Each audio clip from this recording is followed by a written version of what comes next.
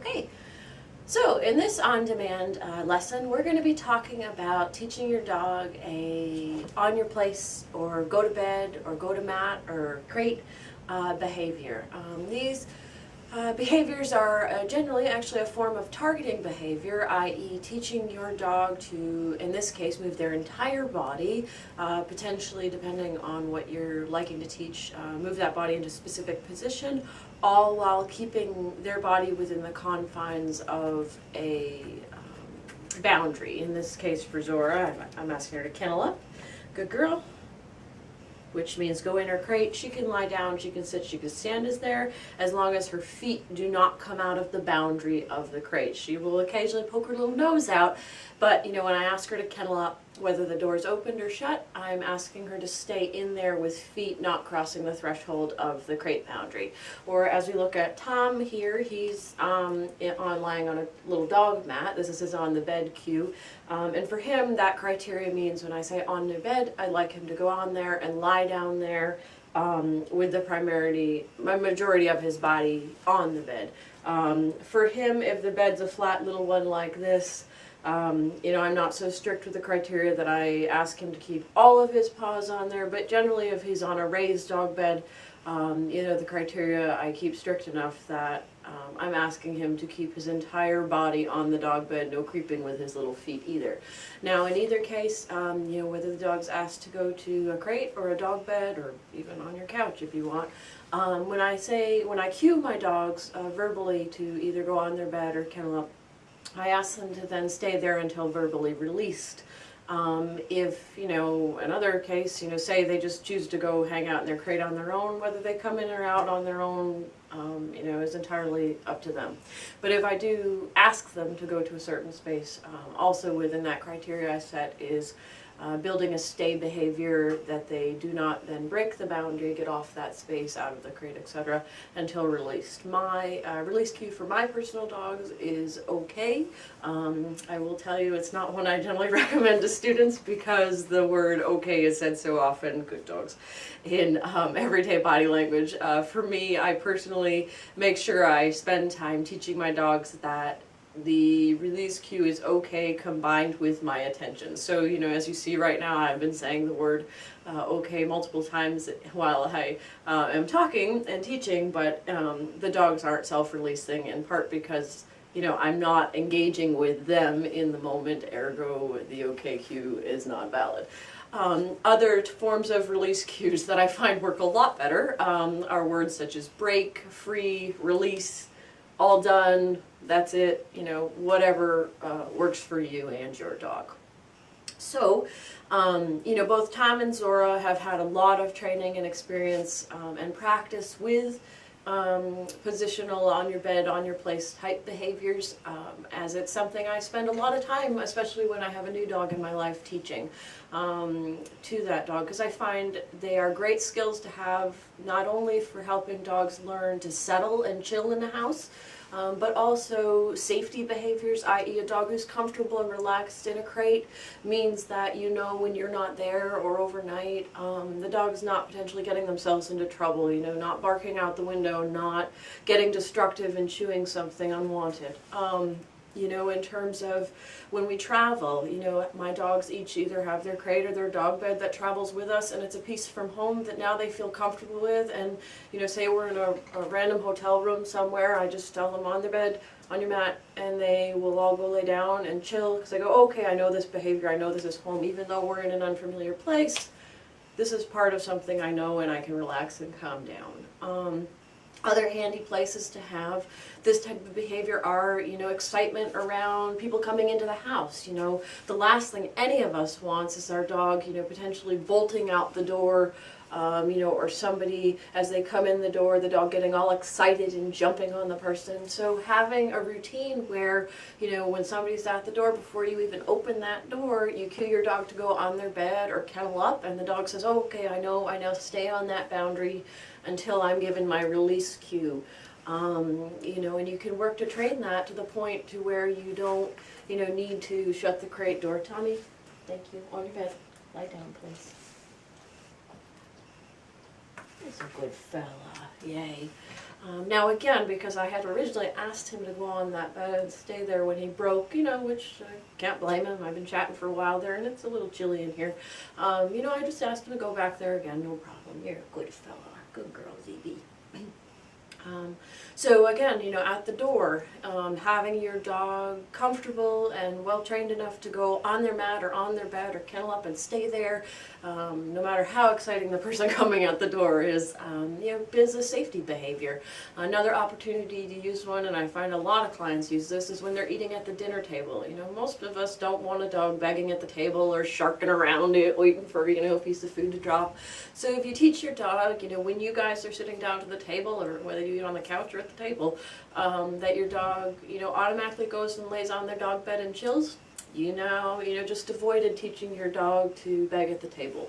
And then another opportunity for it, honestly, I use it a lot, is when you have multiple dogs or multiple things going on around your house. Like for example, when I take care of, my young niece and nephew, there's times where they're running around the house and I'm like, okay, I can only manage to pay attention to one thing at a time. So, okay, dogs are going on their mats, and the kids can go yee-haw around the house. And now I, have one less variable in the picture and less to worry about, and the dogs go, oh yeah, I'd rather have a break from those kids anyway.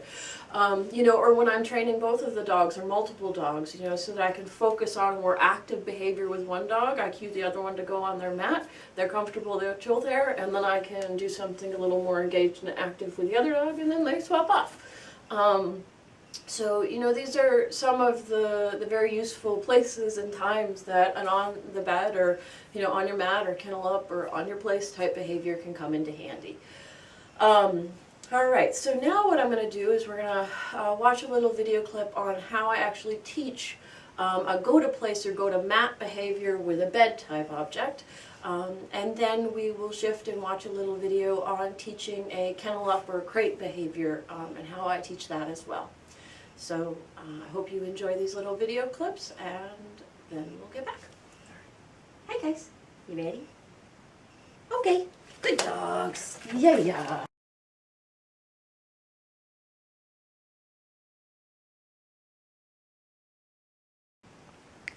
Good dog. Good girl.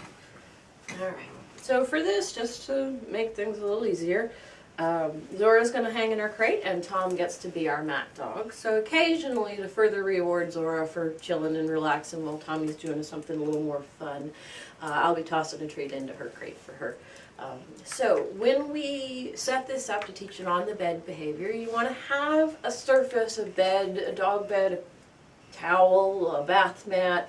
I had a client once who forgot to bring a mat to a training class, and so she used her jacket. It's really as flexible and creative as you want. Generally, when you're teaching this in the early stages, I highly recommend having a surface that is larger than your dog, so that it's easier for your dog to learn, hey wait, on my mat means I need to keep all of my body parts within the boundaries of the mat. ZZ, can you kennel up please? ZB, kennel up please. Thank you. As opposed to starting with a smaller mat, which is then harder for your dog to, successfully get all of himself on. So the first thing we're going to do is have about 10 treats counted out each training session. Once we're done with those 10 treats, the training session's over, and then we come back to this exercise again later. So first stage when teaching on your mat is simply making your dog aware that having any body parts or any interaction with this mat is important to you and valuable to you and going to equal some type of reward. So if you use a clicker, you can use a clicker, you can use a verbal marker word. One of the keys I find that's very helpful is when you give the reward, actually placing the reward on the mat for the first couple of sessions. Eventually we introduce the concept of you get on your mat, you get a treat there, and then we toss a treat to get off the mat. But for starters, placing the treat directly on the mat.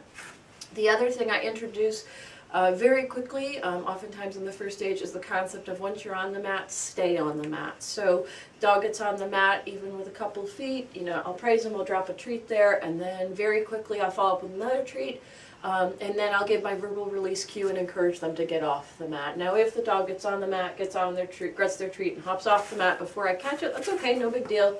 We set it up again. The other piece I do is a lot of patient waiting. I stand in front of the mat, I stare at it, and I wait for the dog to initiate going on the mat for me. As I, at this point, I don't want to lure it. I don't want to try to, entice it with a biscuit or a praise or a treat or my motion. I just simply stand there and look at the mat and wait. So we're going to start to do that a little bit with Tommy. All right, Libby, you stand there. Here I am at my mat. I've got some treats ready to go in my hand, and I'm just simply staring at this and waiting.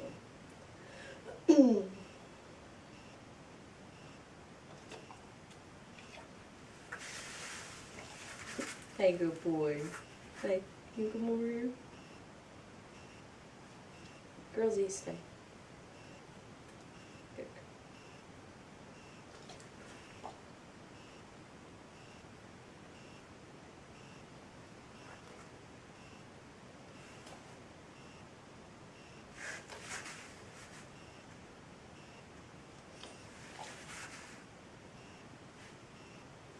You can see over there, Tom's kind of moving around a little. He's a little confused. He's like, I'm lying down over here. I don't understand. And so I'm just going to, again, patiently wait him out.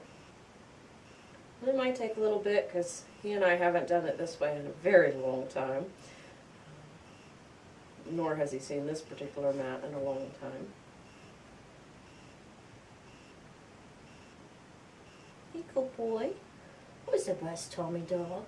Huh? Now here, because he's... Tom has a habit of once he's laid down, he just, that's his default. He stays there. He won't think about getting up and doing something different. In part because in his life, when nothing's going on, lay down anywhere and chill is something that gets reinforced on a high frequency. In your kennel, thank you, baby girl. So for him right now, I am going to verbally encourage him to get up.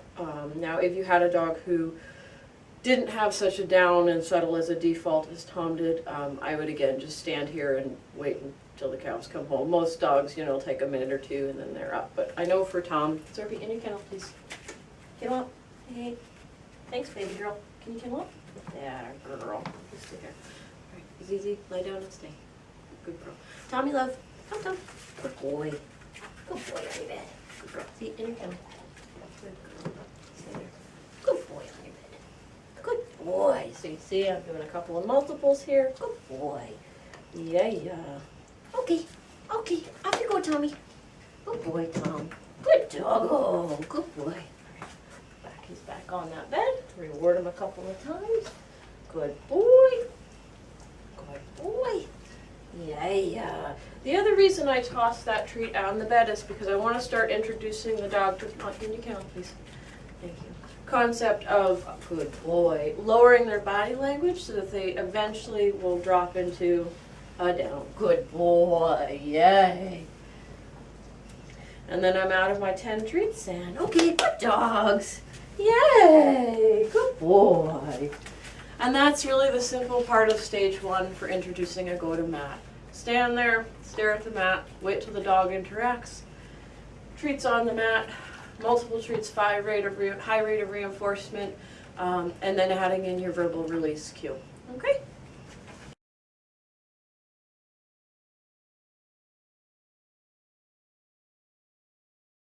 Okay, so now when we start with stage 2 of teaching on the mat behavior, okay, again at this point, if we're standing right next to the mat looking at it, our dog is, 9 times out of 10 coming right on over, 4 feet on the mat, staying there until a release cue. Maybe they're already starting to offer a sit or a down on the mat. If they do that, definitely reward that sit or a down. And then, so again, we're pretty consistent with this. We can do it in multiple different places with the mat, but again, we are always kind of right here. And we haven't started to introduce a verbal yet to this behavior. So at this stage, stage 2, we're going to do 2 things. One is we're going to start to introduce a verbal behavior, a verbal word cue to the behavior, as well as start to increase the criteria to on your mat or on your bed means get on there all 4 feet and lie down and stay there until released. All of that chain is built into the cue on your bed. So that means is that once the dog's on the bed and laying down, before we then deliver our treat, that's when we want to add our verbal cue. At this point, really, it's just a verbal label. So, all right, so here we are. I'm near this little mat. Hey, Tommy, love. Hi, who's a good boy? There you are. Good boy. Tommy's on the bed. I'm going to reward him once. I'm going to wait, see if he offers it down. He did. Good boy. Good boy.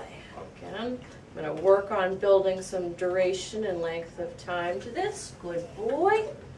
And then we give a release cue. Okay, come on, Tommy, love. Good boy. Yay.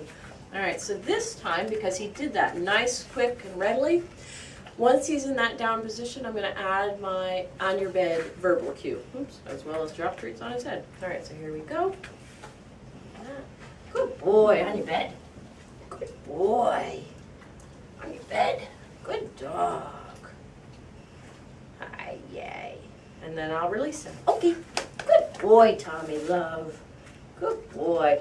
Now, usually when I release a dog from their bed or from their crate, I don't give them a treat. I'll praise them. I'll love them. But I want the higher value of reinforcement. Z, that's enough, please. Thank you. Good girl. To be built into this bed behavior, or whether it's crate or not. Good boy.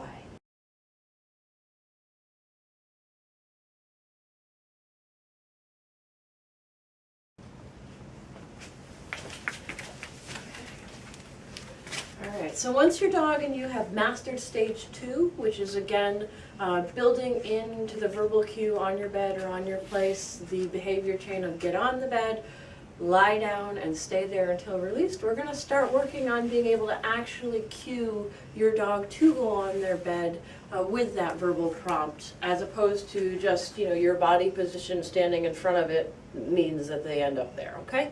So Tommy left, good boy. I'm going to get Tom up. I'm about 8 or 10 inches away from this bed.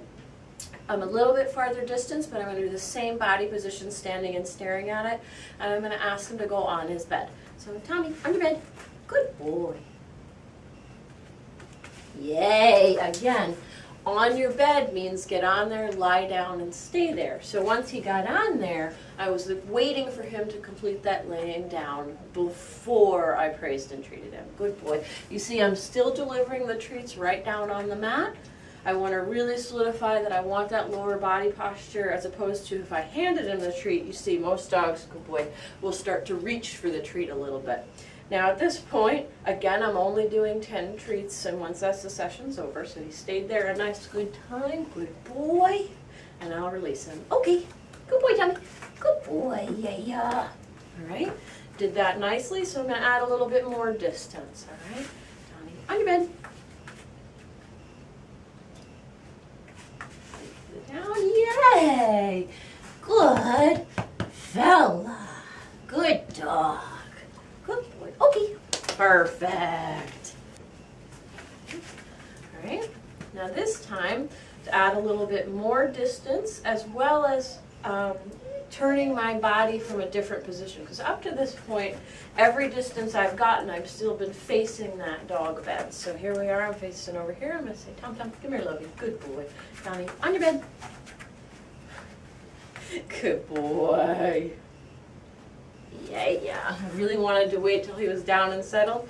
Tom likes to be funny and do lie downs. From him back up onto his bed. Good boy. I'm going to release him. Okay, good boy. Come on, Tommy, love. Come.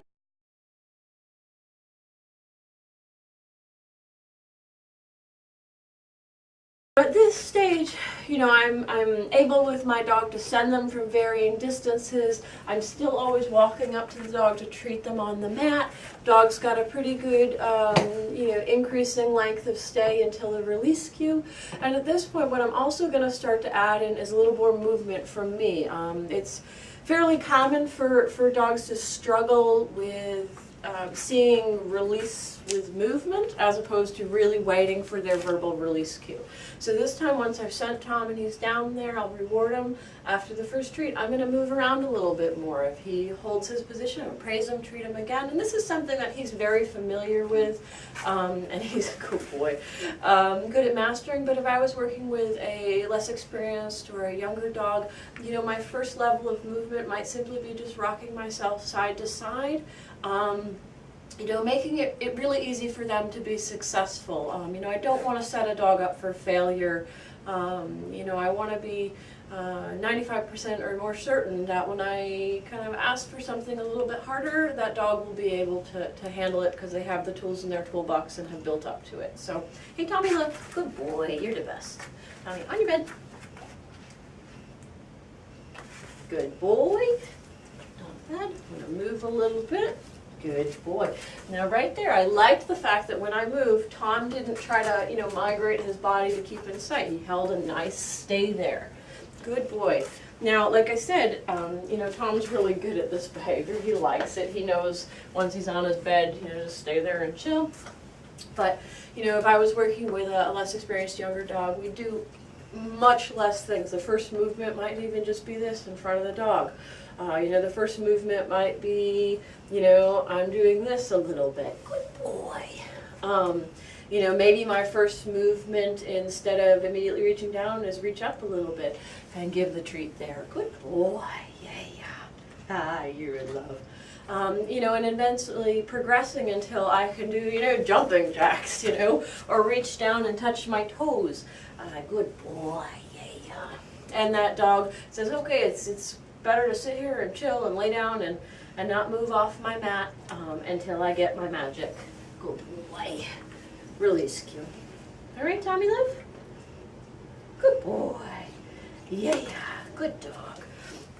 And again, when we're working on mat behaviors, a couple of those keys right from the get-go are working on solidifying that the cue includes the entire go to the mat, lay down, and stay there behavior. So you're not giving separate on your mat, lay down, stay behaviors.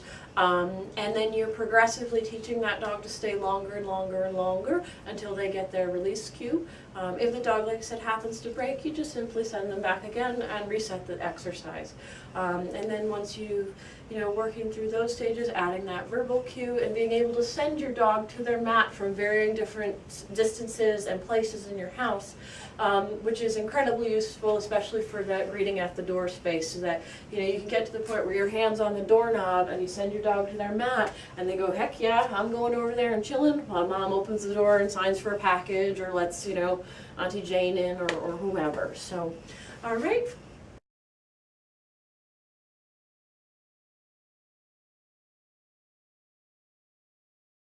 So, when we talk about and look at teaching our dogs a crate cue or a kennel up cue, it's something that a lot of clients have told me, their dog will go in their crate, after they toss a treat in the crate. But if they said, crate or kennel up, the dog would just stand there in front of the owner, kind of looking at him like, okay, wait until you throw my treat in there for me.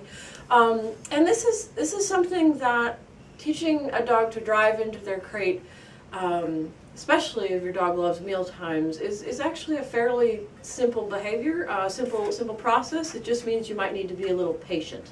So, one of the first ways to start teaching your dog a kennel up or crate cue, and that act of moving into the crate without needing a little treat in there first, is at your meal time. You start with your food dish, or if you feed your dog out of a dish, or if you feed your dog out of a puzzle toy, same thing. So I have a food dish here. I'm going to put a little bit of treats in there for Zora. We've got one of her crates right here. All right. So when I do this, I also have food in my dish, and I have some really good treats in my hand as well. All right. So we walk up to the crate. I'm going to open the crate door. Zizi, wait, back up. Wait. Now I'm imagining I have a puppy who doesn't understand. Zora's like, heck yeah, I know this game. Open the crate door, tell her, kennel up. Mine's cute. I put the food dish in there. Now, while she's eating, I simply toss a couple of really good, awesome treats also in the dish. Some dogs I've found, the first couple of times we do this, they go in their crate, I put the dish in, and they go, oh no, and they pop and they stand with their crate, they come out of the crate so they can stick their head in the dish and eat with their butt out of the crate. And I'm like, all right, that's fine, whatever. For those dogs, oftentimes what I'll do is I'll take my extra really yummy treats and just drop them through the bars or through the sides of the door into the back of the crate. And it's the dog's entire choice whether they want to eat those or not, okay? Good girl. Yeah. So now, as my dog's finishing their meal, I toss a couple of extra good ones in there, and then I give my release cue. I say, okay, come on out, come on, okay, good girl, you're a good girl, okay, yeah, good dog.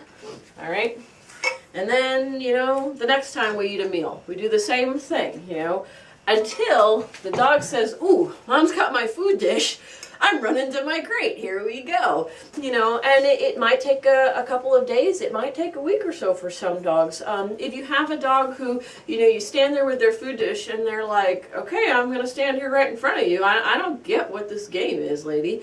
You know, my next intermediate step is, you know, I got the food here in their dish. I hold the dish in my hand and I actually look in the crate and I go, oh wow, that's such a cool crate in there. And the dog's out here going, you're nuts, lady. And then any motion that dog makes towards going in a crate, I say, yay, good dog, and I put the dish in. You know, early stages, it might not even be they make their own foot in there to begin with. It might be they just make a step towards the crate. All right, good dog, and then the treat goes in, the dish goes in. And then we progress until, you know, they're popping their front half in, and then I put the dish in, and then their whole body's in, and then the dish comes in. The key is the dish and their food goes into the crate in response to the dog's motion to put themselves in the crate, as opposed to the dish being put in the crate is what triggers and elicits the dog motion to put them in the crate, if that makes sense, okay? So, you know, now we've done a number of, you know, sessions where I can get to the point where I stand there, I go kennel up, and the dog's popping themselves in their crate and they're eating their food, and then I give them a couple extra treats, and then they don't come out. You know, as they're finishing, I time my release cue so that they're coming out. Okay, great, here we go. All right, so then next little exercise we play is what I call the in and out game. There's variations of this that I play called the on and off game, with on off the dog bed, on off the couch, on off my bed, you know, all that stuff. But the in and out game for the crates is a really fun one. So, ZB, can you come here, please? Thanks, honey. Good girl. So I start with, you know, dogs in front of me, and I praise them, I tell them they're cute, I give them a little biscuit, all right? And I say, kennel up. Good dog. Drop a treat in the back of the crate. As they're about to finish eating it, okay, come on out. Good dog. Yeah. Here you go. Good girl. Give me a treat for that. Thank you. Kennel up. Yeah. Drop a treat in the back. Good girl. As they're finishing it, I cue. Try not to drop too many treats. Okay, go. Good girl. Yeah. All right. So we do this in fast succession, back and forth for up to 10 treats in a session, and then we're done, okay? So next session, you know, we start the same way. Kennel up, drop a treat in the back, okay, come out. And then we're going to start to increase the length of time before we cue the come out, all right? So, here we go. I'll say, Zora, you're good. Good girl. Zora, kennel up. Good girl. Drop the treat in the back. Now, I position my body to help the dog, encourage to stay in there, and maybe they finish that treat and I count half second, and then I call them, yay, good dog, come. Excellent. All right, and then kennel up. Good dog. Drop a treat in the back. And then maybe if I know my dog is ready for it, I count to 1 second before I call him out. And basically what I want to do is build that dog's ability to say, okay, I'm in the crate and I'm going to wait for my release cue before I come on out. They're kind of learning to practice to not challenge that boundary of the opening of the crate before they come out. All right? Good girl. You can have a biscuit in there. Okay. Good doggo.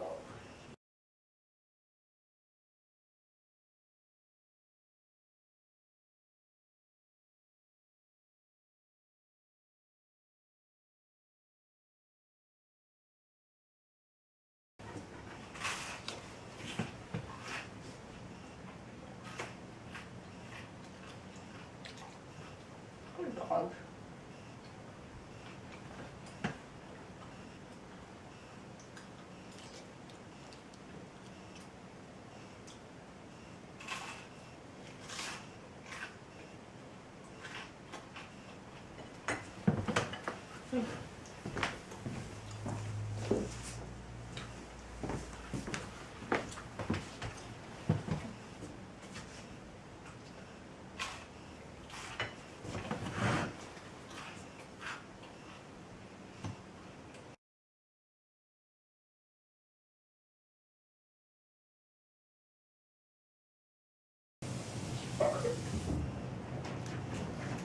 Zara, kennel up.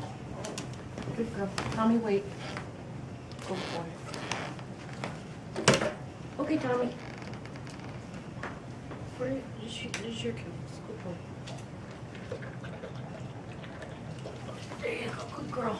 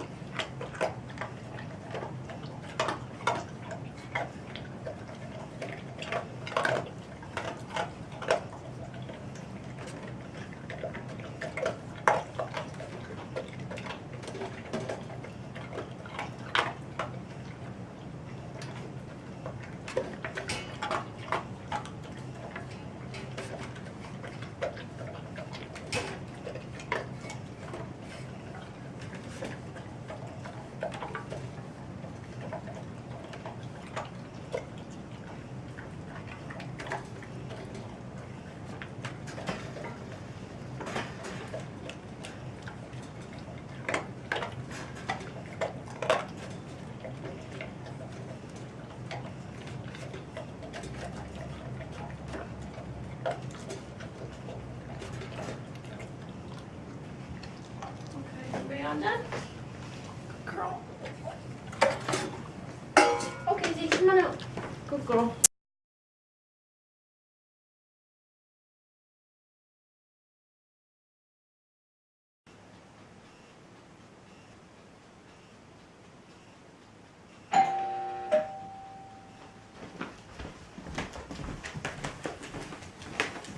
Zeke, on your bed.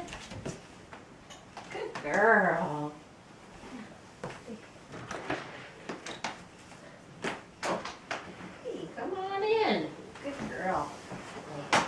Okay, go say hi. Good girl.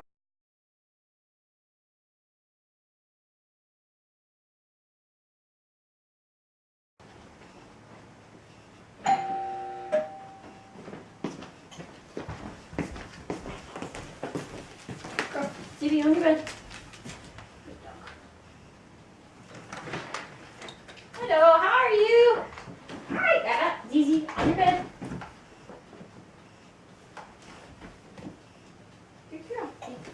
Hello. Yeah, on your bed. On your bed. Good dog. Hi, come on in. On your bed.